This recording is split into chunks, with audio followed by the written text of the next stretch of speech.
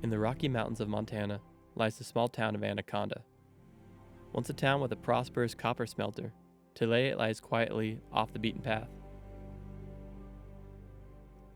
In this town, up on 7th Street, is my grandfather's house, where he has spent most of his life. In this house, there is a small room. A room filled with photos, memories, and stories.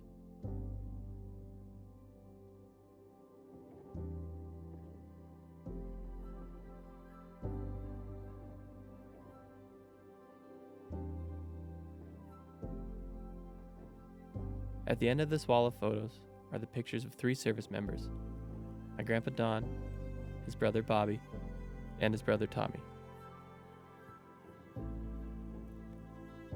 Tommy was known to be a quiet man who didn't talk much about his experiences at war.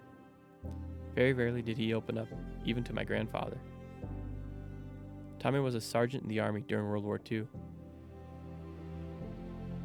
He was sent to North Africa to fight in the Tunisian campaign.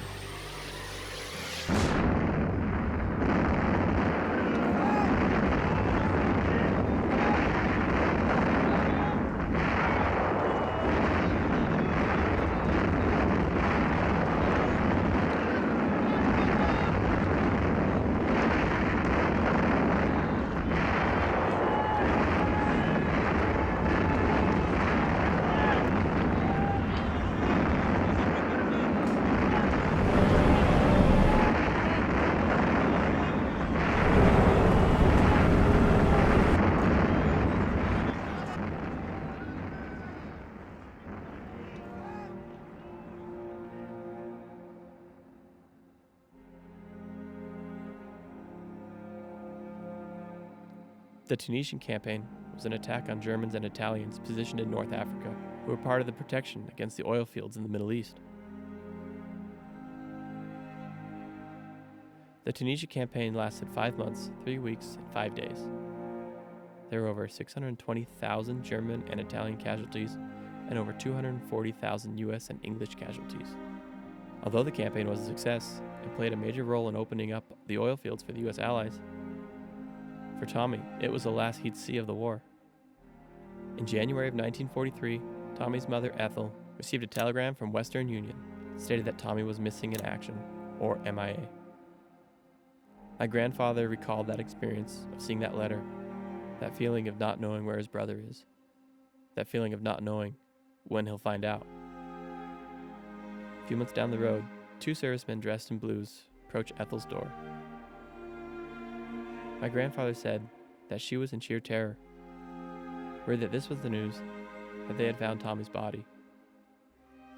However, this was not the truth. They came to notify her that on January 16, 1943, Tommy was captured by the Italians, handed over to the Germans, and was taken prisoner of war.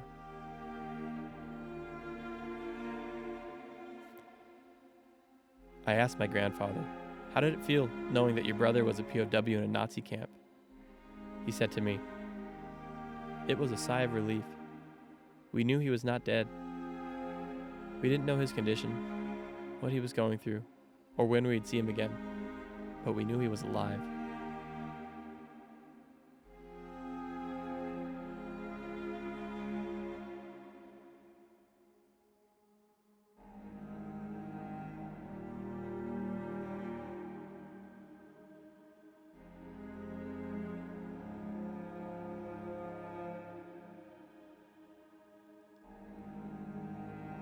Tommy was taken to Poland, a place called Hammerstein, Pomerania, under Nazi rule.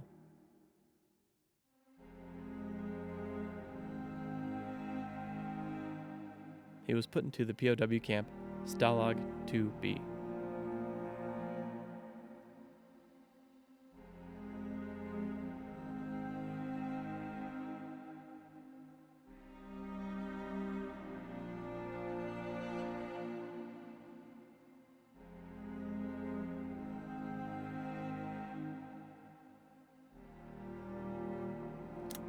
The camp was used in both World War I and World War II for Russian prisoners. In 1933, it became the first Nazi concentration camp, originally housing German communists, but was closed and reverted back into a POW camp to house Russian, Polish, and French soldiers.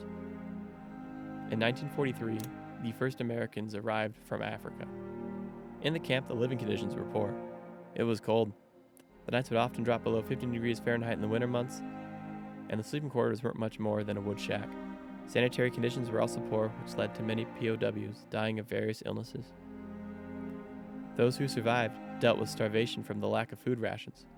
Stalag 2B was a forced labor camp. Most of the prisoners were awakened by 6 a.m., given an hour to get ready and eat what little food rations they had, and then went off to work, dealing with various types of forestry and agricultural jobs. The POW camps were also well known for their cruelty and abuse by German soldiers. All these horrifying factors, starvation, illness, abuse, and forced labor, allowed for this to be one of the deadlier Nazi POW camps in World War II.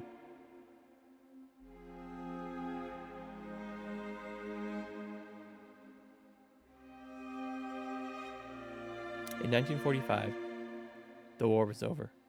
The camp was liberated, and the POWs, including Tommy, were released and sent home.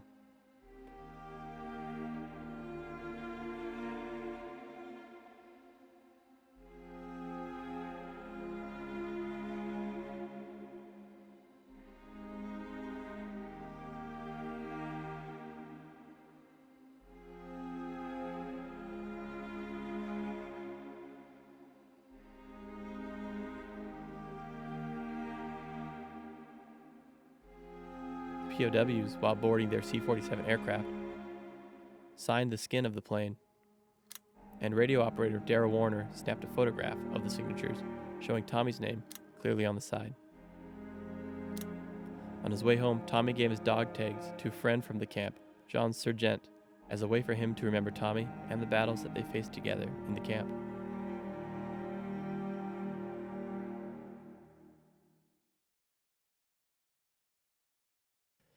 Tommy came back to Montana, where he lived for the rest of his life.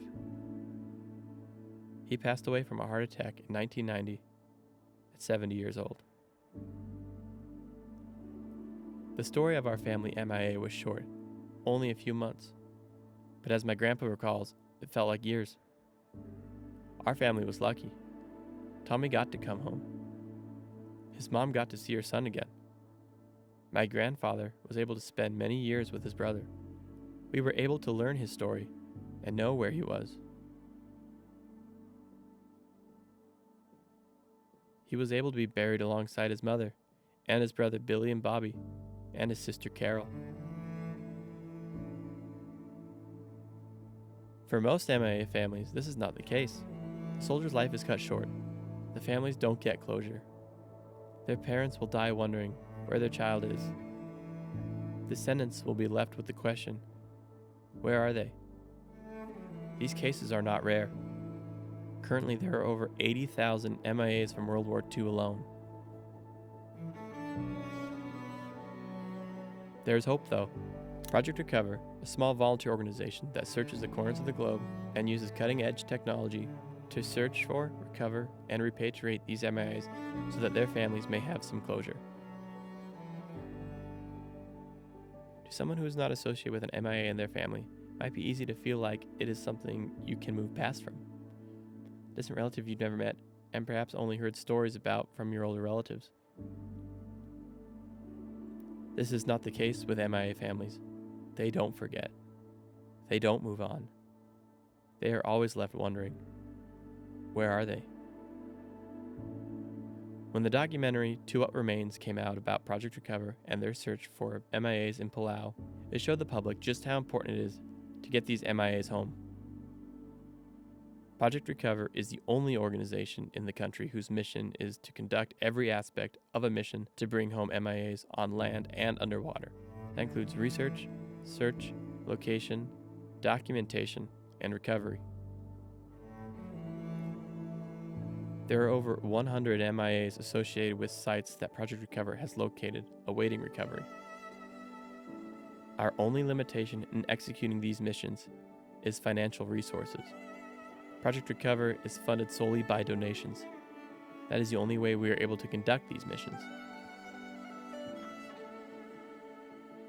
The month of September, members and supporters are participating in Mission Miles, where we are walking 100 miles to raise money for Project Recover and honor MIAs and POWs like my great uncle Tommy.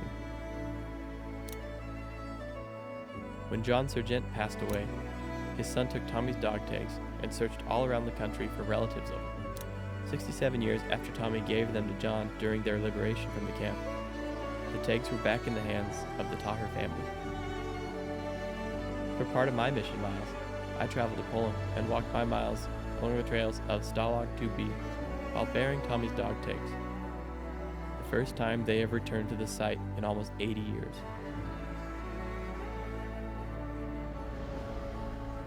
At Project Recover, we don't search for self-glory or fulfillment. We do it because it's a passion, an obsession, and an honor. We do it because we understand the importance of family.